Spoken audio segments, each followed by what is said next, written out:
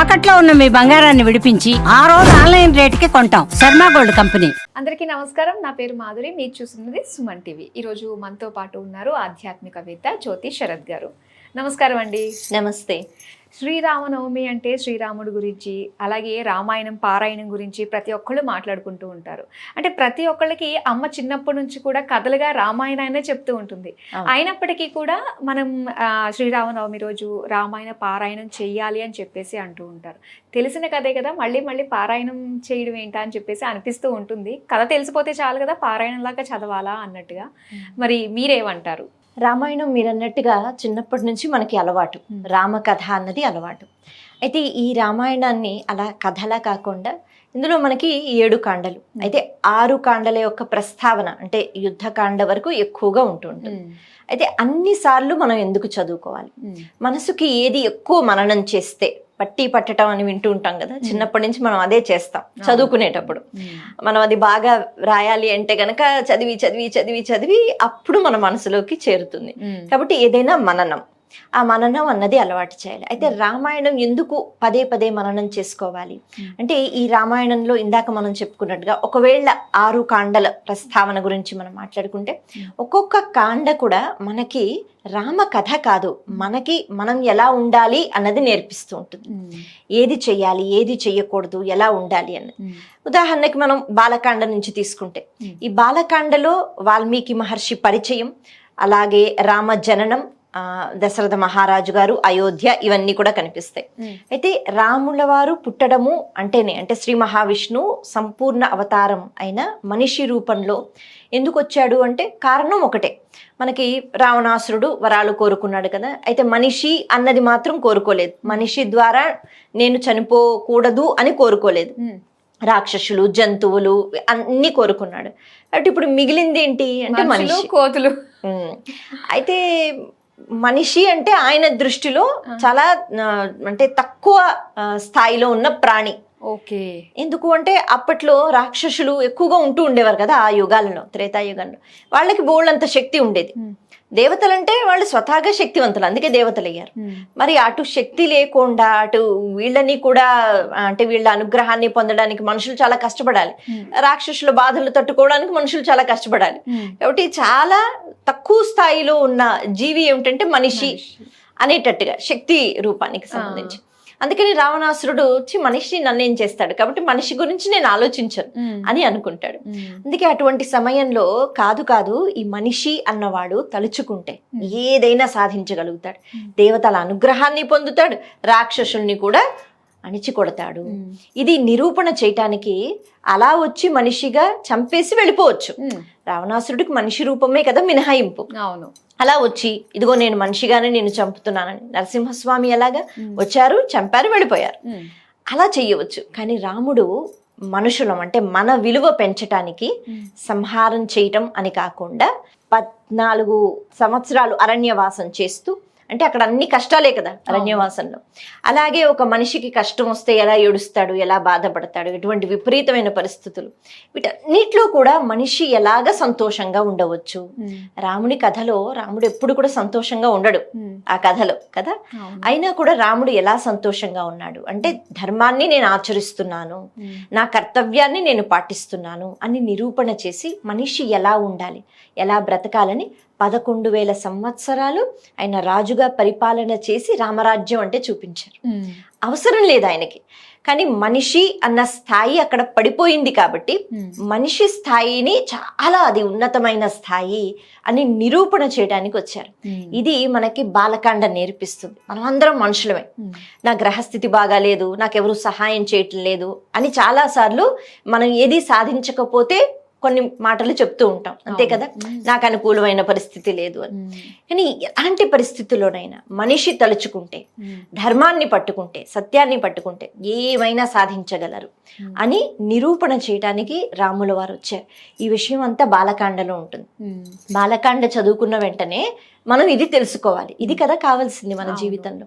అలాగే బాలకాండలో విశ్వామిత్రుల వారు ఈ అంటే యాగ రక్షణ కోసం వాళ్ళని తీసుకుని వెళ్ళటం, ఆ తర్వాత అక్కడి నుంచి మళ్ళీ దింపేయకుండా ఇక్కడ గంగ అవతరించింది అంటూ గంగా అవతరణ కథ. గంగ పైలోకంలో ఉన్న గంగని భగీరథుడు తీసుకొచ్చాడు, సామాన్యమైన విషయం కాదు. మనిషే కదా భగీరథుడు. భగీరథ ప్రయత్నం అంటాం, అంటే ఏదైనా చాలా కష్టపడి సాధిస్తే చాలా కష్టపడ్డాడు, అప్పుడు గంగ వచ్చింది. కాబట్టి ఆ కథలు చెప్పారు విశ్వామిత్రుల వారు. ఎందుకు అంటే అప్పటికి ఇంకా రాముడు చాలా చిన్నవాడు, 14 ఏళ్ళు. ఈ సమయంలో తర్వాత రాజు అవుతాడు, తర్వాత పరిపాలన చెయ్యాలి. కాబట్టి మనిషి అన్నవాడు కష్టపడితే ఏమైనా సాధించగలడు అంటూ ఈ గంగా అవతరణ కథ. అలాగే వామన అవతారం ఇక్కడే స్వీకరించాడు వామనుడు. బలిచక్రవర్తి ఎన్ని సంపాదించినా అతను చేసిన చిన్న తప్పు ఏమిటి అంటే ధర్మబద్ధంగానే ఉంటూ ఉండేవాడు, దాన ధర్మాలు చేస్తూ ఉండేవాడు. కానీ గురువుగారు చెప్పారని స్వర్గలోకానికి వెళ్ళిపోయి అక్కడ కూడా ఆధిపత్యం స్వీకరిస్తాననుకున్నాడు. కాబట్టి ఎన్ని మంచి పనులు చేసినా ఒక చిన్న తప్పు చేసినా దానికి శిక్ష ఉంటుంది కదా, ఎవరి స్థానం వాళ్ళది. అందుకే బలి అక్కడ ఉండకూడదు, అలాగని బలిని చంపకూడదు. కాబట్టి పాతాళ లోకానికి పంపించాడు అంటూ ఇదిగో వామన అవతారం ఇలా ఉంటుంది. ఈ స్థలంలోనే సిద్ధాశ్రమం అని ఒక ఆశ్రమం, అలా కొన్ని ప్రదేశాలు చూపిస్తూ రామ అంటే ఇలా ఉన్నారు, ఇలా ఉండాలి, ఇలా బ్రతికితే ఇలా అని కథల ద్వారా రాముడికి చెప్పడం జరుగుతుంది. అది కేవలం రాముడికే కాదు, మనందరికీ. అంటే మనిషి అన్నవాడు ఎటువంటి స్థానాల నుంచి ప్రయాణం చేస్తూ ఉంటాడు, ఆ స్థానాల్లో మనం ఏం నేర్చుకోవాలి, ఇవన్నీ కూడా బాలకాండ చెప్తుంది. ఆ తర్వాత అయోధ్యకాండ. అయోధ్యకాండలో మనసుకి ఎక్కువ బలం ఉండాలి అన్న విషయం అయోధ్యకాండ నేర్పిస్తుంది. శారీరక బలం కోసం బాగా మంచిగా పళ్ళు అని అవని ఇవని తినేస్తూ ఉంటాం, ఆరోగ్యం చాలా బాగా చూసుకుంటూ ఉంటాం. కానీ మనసుకి బలం లేకపోతే పతనం అయిపోతామని అయోధ్యకాండ చెప్తుంది. మనసుకి బలం ఉంది కాబట్టి రామా నిన్ను రాజుని చేస్తాను సరే అన్నాడు. మనసుకి బలం ఉంది కాబట్టి మన్నాడు పిలిచి రామాను అరణ్యవాసానికి వెళ్ళిపోవాలంటే సరే అని ఆనందంగా వెళ్ళిపోయాడు, స్వీకరించాడు. అంతేగాని నెత్తి నోరు బాదుకొని మీరు మీ భార్యకి వరాలు ఇవ్వడం ఏంటి, మధ్యలో నేనెందుకు వనవాసం అని అనలేదు. సత్యాన్ని ధర్మాన్ని పట్టుకోవాలి. మా తండ్రి గారు పట్టుకోవాలంటే ఆయన వరాలను ఇచ్చాడు కాబట్టి ఆయన తీర్చాలి. ఆయన తీర్చాలంటే ఈయనది కదా పాత్ర, ఈయన వెళ్ళకపోతే ఆయన ఎలా తీరుస్తాడు. కాబట్టి పుత్రధర్మం, ఎవరి స్థానంలో వాళ్ళు ఉన్నప్పుడు వాళ్ళ ధర్మాన్ని వాళ్ళు పాటించడం, అందులోనే ఆనందం ఉంటుంది. అది ఎప్పుడు ఆనందం కలుగుతుందంటే మనసు ఒప్పుకుంటే, ఈరోజు నా పరిస్థితి ఇలా ఉంది అయినా నేను ఆనందంగా ఉంటాను అని, నేను ఒకవేళ నేను ఇలా ఉన్నాను కదా అని ఎప్పుడు ఏడుస్తూ ఉంటే మనసు ఒప్పుకోకపోతే ఏ క్షణంలో కూడా ఆనందంగా ఉంటాం. కాబట్టి మనోబలం అది రాముడు చూపించాడు. ఈ మనోబలం కైక దగ్గర లేదు. కైక అంటే తను చాలా ఇష్టంగానే ఉంటూ ఉండేదట, రాముడు అంటే చాలా ఇష్టం, అందరూ అలాగే ఉంటూ ఉండేవారు, ఎప్పుడు విభేదములు లేవు. కానీ మందర దుర్బోధ అని చెప్తారు. మందర చెప్పినంత మాత్రం చేత మనసు మారవలసిన అవసరం లేదు. ఇది కూడా మనకేం నేర్పిస్తుంది అంటే కేవలం ఒక మంతర ఒక కైకకు చెప్పటం అని కాదు, మన చుట్టూ కూడా ఎన్నో దోషాలు ఉంటాయి. మనం అవి ఆకర్షణీయంగా కనిపిస్తే వెళ్ళిపోతూ ఉంటాం. చాలా మంది మనల్ని లాగుతూ ఉంటారు, చెడు సహవాసం, తెలియకుండానే వాళ్ళు చెప్పింది మనం వినేస్తూ ఉంటాం. కాబట్టి ఇక్కడ ఎందుకు జరుగుతుంది, మనోబలం లేకపోవడం, మనసుకి బలం లేదుగా. కాబట్టి అయోధ్యకాండలో ఈ వీటి వల్ల మనసుకి బలం లేకపోవడం వల్ల కైక పతనం అయిపోయింది. ఏం సాధించింది, భర్త పాపం వెంటనే శోకంతో చచ్చిపోయాడు దశరథుడు. ఆ తర్వాత భరతుడు వచ్చి చీ అన్నాడు, అంతే కదా, తనని మెచ్చుకోలేదు, అమ్మా పోనీలే నాకు రాజ్యం ఇచ్చావని. ఆవిడేమీ సంపాదించలేదు, కారణం మనోబలం లేకపోవడం.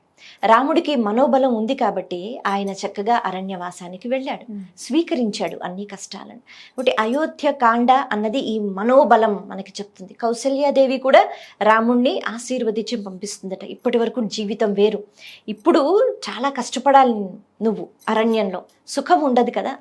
మరి అటువంటి పరిస్థితుల్లో కూడా నువ్వు ఏ స్థాయిలో ఉన్నావో దాన్ని కోల్పోకు రామా అని. అప్పుడు తల్లిగా ఆవిడకున్నది మనోబలం.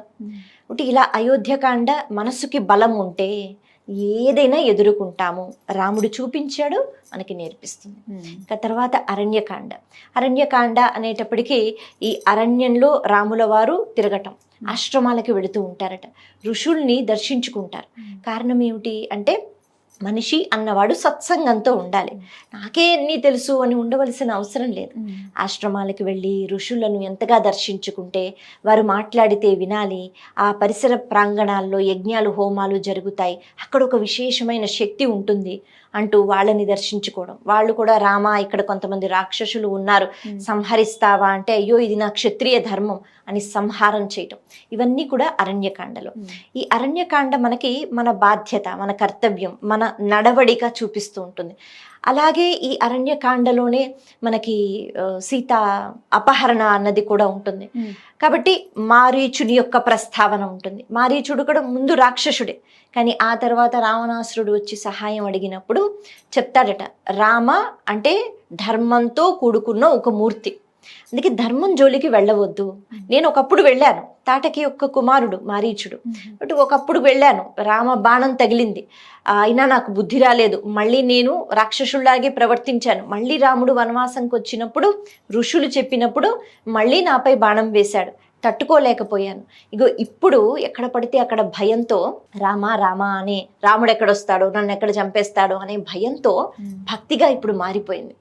ప్రతి చెట్టులో, పుట్టలో, ఆకులో ఎక్కడ పడితే అక్కడ రాముడు కనిపిస్తున్నాడు. అలా రాముడిని నేను పూర్తిగా నా శరీరంలో, నా ఆత్మలో నేను నింపేసుకున్నాను. ఒకటి ఆ సందర్భంలో ఈ అరణ్యకాండ వచ్చేటప్పటికి వాల్మీకి మహర్షి కూడా రాక్షసుడు అనడట, మారీచుడు మహర్షి అని చెప్తారు. ఎందుకంటే ఆయన రాక్షసుడి నుంచి మహర్షిగా మారిపోయారు, తెలుసుకున్నాడు. అలా రావణాసురుడికి బుద్ధి చెప్తాడు, తెలుసుకో రాముడు అంటే ఎవరో, నేను తెలుసుకున్నాను కాబట్టి చెప్తున్నాను.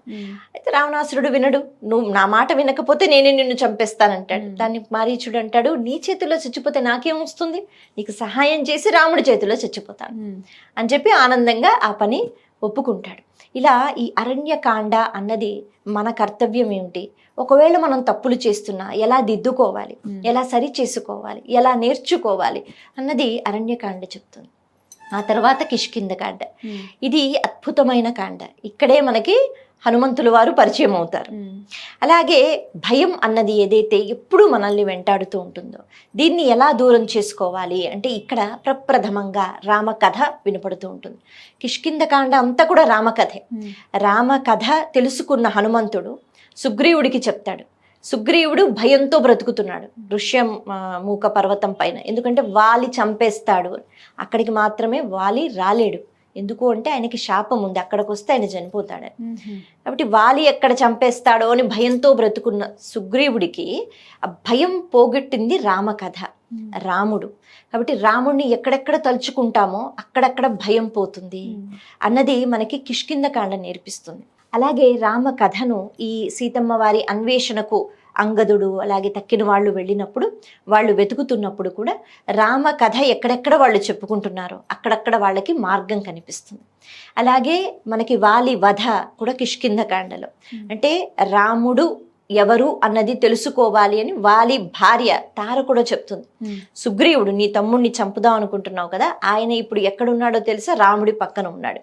రాముడు అంటే ధర్మాత్ముడు, ఎవరైతే ధర్మాన్ని ఆశ్రయిస్తారో వాళ్ళకి ఎప్పుడు అపకారం జరగదు, కాబట్టి యుద్ధం చెయ్యకు అని చెప్తుంది. కానీ వాలి వినడు. కాబట్టి ఇక్కడ తను ఏ రకంగా అయితే జీవితాన్ని గడుపుతున్నాడో అది చెడ్డ మార్గము, లేకపోతే అది అధర్మంతో కూడుకున్నదని రాముడు చెప్పడానికి వాలి వధ చేస్తాడు. అక్కడ కూడా ధర్మం చెప్తాడు. అంటే నేను నిన్ను చెట్టు చాటు నుంచి చంపాను అని చాలా మంది అంటూ ఉంటారు కదా, అలా కాదు. ఒక వానరుడు అంటే వాలి అంటే వానరుడు, రాముడు అంటే మనిషి, కాబట్టి ఎన్నో ధర్మాలు చెప్తాడు. మనిషి అన్నవాడు మృగాన్ని చంపడానికి ఎలాగైనా చంపొచ్చు కదా, వల వేసి చంపొచ్చు, చెట్టుపైకి కొండపైకి ఎక్కడి నుంచైనా. మనిషితో యుద్ధం చేస్తేనే నియమాలు ఉంటాయి, ముందు నుంచి బాణాలు వేయాలి, వెనక నుంచి చంపకూడదు అని. పైగా ఆ బాణం వేసేటప్పుడు పెద్ద శబ్దం వస్తుందట. రాముని వారి బాణం అంటే ఆషామాషి కాదు, అది పెద్ద శబ్దం వస్తుంది. ఆ శబ్దం వచ్చినప్పుడు వాలి తిరుగుతాడు, వెనక నుంచి కాదు, ఎదురుగుండానే ఆ బాణం వచ్చి గుచ్చుకుంటుంది. అలాగే వాలి చేసింది తప్పు. సుగ్రీవుడు వాలి చనిపోయాడు అనుకుని రాజ్యంలో సింహాసనం మీద కూర్చున్నాడు, అది పూర్తిగా వేరే కథ. ఒక బిలంలో ఉండిపోతాడు, రక్తం ప్రవహిస్తూ ఉంటే వాలి చనిపోయాడు అనుకుంటాడు సుగ్రీవుడు, అందుకే రాజ్యంకి తను రాజై కూర్చుంటాడు. అలాగే అప్పటి వానర ధర్మం ఏమిటి అంటే స్త్రీలు అంటే మనకంటే వదిన అంటే తల్లి వరుస, అలాగే మరదలు అంటే వేరే, కానీ అక్కడ వానర జాతికి ఆ సంబంధం లేదు. కాబట్టి వాలి యొక్క భార్య తన ఇష్టంతోనే సుగ్రీవునికి మహారాణిలా బ్రతికింది. అది తన ఇష్టం, అది అక్కడ ఉన్న ధర్మం. వాలి బయటికి వచ్చి నన్ను నువ్వు కావాలని అక్కడే బిలంలో ఉంచేసి నువ్వు రాజ్యం తీసుకుంటావా అని ఒక అపోహతో సుగ్రీవుని మీద కక్ష కడతాడు. తమ్ముడినే చంపుదాం అనుకుంటాడు. సుగ్రీవుడు వాలి కనిపించిన వెంటనే అన్నయ్య నీ రాజ్యం నీదే, నేను నీకు సేవ చేస్తాను అని చెప్తాడు. కానీ మాట వినడు వాలి. కాబట్టి ఇవన్నీ ధర్మ సూక్ష్మాలు ఏవైతే ఉన్నాయో చాలా తేలిగ్గా అంటారు. వాలిని చెట్టు చాటు నుంచి రాముడు ఎందుకు చంపేశాడు, చంపవచ్చా అని. ఇన్ని కారణాలు ఉంటాయి. ఒక క్షత్రియుడు ధర్మాన్ని ఎప్పుడూ పాటించాలి. ధర్మ రక్షణ కోసం ఎప్పుడైనా ఆయుధాన్ని పట్టవచ్చు. ఇది క్షత్రియుడికి ఉండవలసిన లక్షణం. అలాగే బ్రాహ్మణుడు ఎలా ఉండాలో అలా ఉండాలి. కాబట్టి ఇవన్నీ చెప్తాడు. నువ్వు చేసింది తప్పు, నువ్వు లేవనుకుని నీ భార్య సమ్మతంతోనే నేను తన్ని రాణిగా స్వీకరించాను. వాలి వచ్చాక సుగ్రీవుని భార్యను అపహరణ చేసేస్తాడు. తనకి ఇష్టం లేకపోయినా రుమ తనను తన దగ్గర పెట్టుకుంటాడు. ఇది పాపం కదా అని ఇన్ని రకాలుగా చెప్పి, ఇప్పుడు నేను నిన్ను చంపటానికి నియమాలు లేవు, నువ్వు మృగానివి అని చెప్పి వాలి వధ చేస్తే వాలి కూడా చేతులెత్తి నమస్కారం చేసి ఆనందంగా వెళ్ళిపోతాడట, చనిపోతాడట. ఇవన్నీ కూడా మనకి కిష్కింధకాండలో. అంటే రాముణ్ణి ఎక్కడెక్కడ ఎవరెవరు ఆశ్రయిస్తారో వాళ్ళకి అంతా శుభం మంగళత్వం అన్నది జరుగుతుందని చెప్తారు. ఆ తర్వాత సుందరకాండ ఎంతో సుందరమైనది. ఎందుకు సుందరం అంటే, సుందరం అంటే అందం అనే పదం గుర్తొస్తుంది. మనం ఎప్పుడు అందంగా ఉంటాం, అవతల వాళ్ళకి ఆనందాన్ని ఇస్తే అందంగా ఉంటాం. అందుకని సుందరకాండ అంటే హనుమ ఆనందాన్ని ఇచ్చి ఇక్కడి నుంచి బయలుదేరాడు. మీకేం పర్వాలేదు, 100 యోజనాల సముద్రాన్ని నేను దాటగలుగుతాను, కాబట్టి నేను దాటి వెతుకుతాను. అయితే అక్కడ దాకా ఎవరు వెళతారు? రాముడు కూడా నరుడే కదా, దాటలేడు. అందుకని వీళ్ళకి ఆనందాన్ని కలిగించి ఆయన కర్తవ్య బోధ, అది అందరం కూడా కర్తవ్యం గురించి మాట్లాడతాం. కానీ పరిస్థితులు వచ్చినప్పుడు కర్తవ్య పాలన చాలా కష్టం. అంటే చాలా కష్టపడి ఆంజనేయ స్వామి, ఆయనకు అంత తేలికైన విషయం కాలేదు. ఆయన కూడా మధ్యలో రాక్షసులు రావడం, అందరినీ చంపటం, చాలా తెలివితో బుద్ధితో అలాగే శరీర బలంతో చంపటం, అక్కడ లంకకు చేరుకోవడం, అక్కడ కూడా మళ్ళీ మాట ద్వారా సీతమ్మకి ఆనందాన్ని కలిగించటం, సీతమ్మ కనిపించింది దొరికిందని మళ్ళీ తిరిగి వచ్చి రాములకి ఆనందాన్ని కలిగించటం, అంతా ఆనందమే. అంటే ఆ ఆనందాన్ని సుందరం అన్నారు. కాబట్టి సుందరకాండ మనకేం నేర్పిస్తుంది? మనం సుందరంగా ఉండాలంటే, అందంగా ఉండాలంటే అవతల వాళ్ళకి ఆనందాన్ని ఎప్పుడు ఇస్తాము? మన మాట ద్వారా, మన చేష్టల ద్వారా, మన కర్తవ్యం ద్వారా ఖచ్చితంగా అంత సుందరంగా ఉంటుంది. ఇక చివరికి యుద్ధకాండ. ఎన్ని కష్టాలు వచ్చినా మన కర్తవ్యం మనం పాటిస్తే దేవతలు కూడా అనుగ్రహాన్ని ఇస్తారు. మనం పాటించటంలో ఎటువంటి దోషాలు ఉండకూడదు. ఎప్పుడు తల మీద చేయబెట్టుకుని నాకు కష్టాలంటే కుదరదు. జీవితంలో ప్రతిరోజు ఒక్కొక్కసారి ఒక యుద్ధంలాగే ఉంటుంది కదా. అందుకని యుద్ధకాండ మనకేం నేర్పిస్తుంది? ఇంద్రజిత్తు కూడా కనిపించకుండా యుద్ధం చేశాడట. ఇంద్రజిత్తు కనిపించట్లేదు, బాణాలు కనిపించట్లేదు, రథం కనిపించట్లేదు, కానీ యుద్ధం చెయ్యాలి. ఎలా చేస్తారు? అప్పుడు కూడా రాముడు అంటాడు, పర్వాలేదు లక్ష్మణ, చుట్టూ బాణాలు వేద్దాం, ఏం చేస్తాం అని ఎదుర్కొన్నారు. కాబట్టి వాళ్ళకి ప్రకృతి కూడా సహకరించింది. వాళ్ళు మూర్ఛపోయిన తర్వాత గరుత్మంతుడు వస్తాడు, నాగాస్త్రంతో బంధనం చేసేస్తాడు ఇంద్రజిత్తు. రావణాసురుడి యొక్క కొడుకు కదా ఇంద్రజిత్తు. కాబట్టి నాన్నగారు రాముడు లక్ష్మణుడు చనిపోయారు, మనం సంబరాలు చేసుకోవాలన్నారు. అయితే నాగాస్త్ర బంధనం చేసేస్తారు. వీళ్ళ కర్తవ్యాన్ని పాటించారు కాబట్టి ఇప్పుడు ధర్మం రక్షించింది. సముద్రం నుంచి గరుత్మంతుడు వచ్చి గరుడుడే నాగబంధనాన్ని దూరం చేయగలుగుతాడు. ఎవరు పిలిచారు? ఎవ్వరూ పిలవలేదు. కానీ ధర్మం అలా రక్షిస్తుంది అని యుద్ధకాండ చెప్తుంది. వచ్చి బంధనాలు తీసివేసేస్తాడు గరుత్మంతుడు. నమస్కారం చేసి వెళ్ళిపోతాడు. చెప్పడు అయ్యా నేను నీ వాహనం అని, ఎందుకంటే రాముడు మనిషిగా వచ్చాడు కదా. అందరూ ఆశ్చర్యపోతారట ఎవరు ఎందుకు వచ్చారని. అలా మళ్ళీ రామలక్ష్మణులు బ్రతికేటట్టుగా అది జరిగింది. ఎందుకు అంటే వాళ్ళ సాధన వాళ్ళు చేశారు. అలాగే రావణుడు ఒక చక్క అంటే చాలా అద్భుతమైన ఆభరణాలతో, లేకపోతే పెద్ద రథంతో, దివ్యమైన రథంతో, బోళ్ళని ఆయుధాలతో, 10 తలలతో యుద్ధం చేసేస్తున్నాడు. అప్పుడు రాముడు నేల మేంచే యుద్ధం చేస్తున్నాడు. ఆయనకి ఎక్కడిది రథం? లేదు కదా. అదంతా చూసి ఇంద్రుడు తన రథాన్ని పంపిస్తాడట, తన సారథిని పంపిస్తాడట. రామ ఇదిగో ఇది ఎక్కి నువ్వు యుద్ధం చెయ్యని. ఎవరు అడగలేదు. అలాగే బాగా రక్తంతో పడిపోయినప్పుడు అగస్త్య మహర్షి ఎవరు పిలవకపోయినా వస్తాడు. వచ్చి రామ ఆదిత్య హృదయ పఠనం చేయి. ఆదిత్య హృదయం అని ఉంటుంది, సూర్యోపాసన చెయ్యి. నీ ఈ దెబ్బలు, శారీరక రోగాలు, బాధలు పోయి, మనసులో కూడా బాధగా ఉంటుంది కదా, మనకి బాగా దెబ్బలు తగిలి అనారోగ్యంగా ఉంటే ముందుగా మనసు బాధపడిపోతుంది. కాబట్టి ఇవన్నీ పోతాయని ఆదిత్య హృదయం చెప్పారు. కానీ నీకు శక్తులు ఇచ్చేస్తున్నాను రామా అని అనలేదు. ఆదిత్య హృదయం చదువుకుని మళ్ళా శక్తి తెచ్చుకుని రాముల వారు యుద్ధం చేశారు. ప్రతినిత్యం యుద్ధం మన దగ్గర ఉంటూనే ఉంటుంది. అంత తేలికగా మనం జయం సాధించాం. కానీ మనం 4 అడుగులు వేస్తేనే ఏదో ఒక రకంగా కనిపించకుండా భగవంతుడు సహాయం చేస్తాడు అని చెప్తుంది యుద్ధకాండ. ఇలా రామాయణం అంటేనే ఎన్నో విషయాలు, ప్రతి ఒక్క కాండ చాలా తొందరగా చెప్పుకున్నాం మనం, కానీ చాలా విషయాలు ఉంటాయి. వీటి ద్వారా మనిషి ఎలా ఉండాలి, ఎందుకు నవ్వాలి, ఎందుకు ఆనందంగా ఉండాలి, ఎందుకు కర్మ ఫలితాలను చాలా జాగ్రత్తగా స్వీకరించాలి, ఇవన్నీ ఉంటాయి. చివరికి మనం కూడా పొందేది జయమే. అవును, నిజంగా అండి, ఇది ఒక్క వీడియో చాలు రామాయణంలో బాలకాండ నుంచి యుద్ధకాండ వరకు అసలు సారాంశం ఏంటి అని తెలుసుకోవడానికి.